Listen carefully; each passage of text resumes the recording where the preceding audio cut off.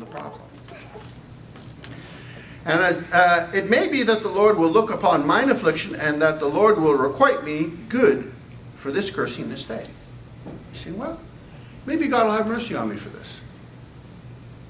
See, he sees things in spiritual terms.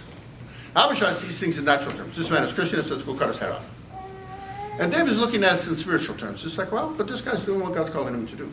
And maybe when he does what he does, then maybe God will show mercy to me. Because I didn't take the matters into my own hands to try to fix it myself. I'm letting God fix it. See, now that's a very important point. When we get into trouble, or when someone troubles us, do we try to fix it ourselves? I know my rights. I'm going to stand up to them. I'm going to tell them off. Yeah, all of that may be true. But is that going to help you? Isn't it better to actually trust God and say, well, this isn't my problem. I'm going to trust God with this so he can work it out for me. So I can focus on the real problem at hand. In this case, my son trying to kill me. Which is, a larger problem. This guy's one guy throwing stones. Big deal. His son happens to have a whole army behind him with weapons. Let's stay focused here. But you know what? We get caught up in the same stuff. We got caught up in this person is saying this to me, and this person is doing that to me, and it's like, well, what is God accomplishing here? What are you allowing God to do in your life, or not allowing God to do in your life? It may be that the Lord will look upon mine affliction, and that the Lord will requite me good for his cursing this day. It's like, well, I'm going to trust God. I'm going to just continue to do what I need to do, focus on keeping alive, and let God work this out. He's not a threat to me, so I'm not going to make it a threat. And when people are saying things against you, don't make it your problem. It's their problem. They are looking nasty because they're talking behind your back. It's obviously a situation of people being mean-spirited. Only the mean-spirited would really listen to it. So you're not worried about those. And the people that are righteous and honest are going to hear that and say, well, that's nasty. So why would you want to say anything at all? Hold your head high. And as David and his men went by the way, Shimei went along on the hill's side over against him, and cursed as he went, and threw stones at him, and cast dust. But you know what? David kept going. Can we continue to go? Can we continue to focus on what God wants us to focus on and ignore all of that stuff? That's the real issue. And the king and all the people that were with him came weary and refreshed themselves there. Doesn't sound like it was much beyond the place where this guy was casting stones.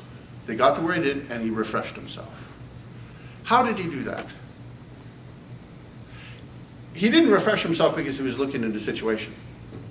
By which I mean, he did not refresh himself because he was looking at the fact the son had him on the run. That wasn't going to refresh him. He didn't refresh himself by thinking about what Shimei was doing, throwing stones and insulting him. He didn't even refresh himself by thinking about what he's going to do to Shimei later. How did he refresh himself? He sat down, he had himself something to eat, and then he prayed. He got into the presence of God, and he told God how he felt about the situation. He emptied out his heart and his soul to God, and God refreshed him. It wasn't that God told him it's going to be all right. In fact, God didn't tell him anything at all. And you know what? When we get into those situations, God's not going to tell us what's coming next, because then we'll focus on what's coming next. What he will do is give us peace.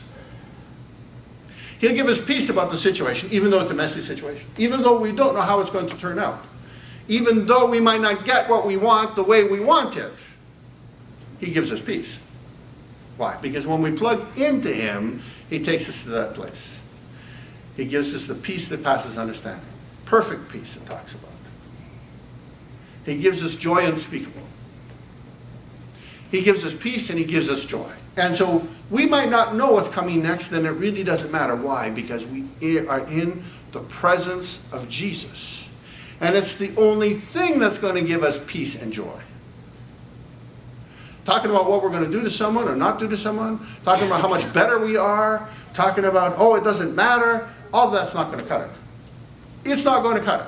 Why? Because it's just us trying to work up past our fear.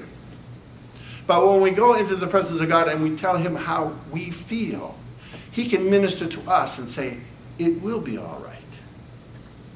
And we will know that because we can feel it inside. And that's simply because we're in the presence of God. And that's our message for today. Amen.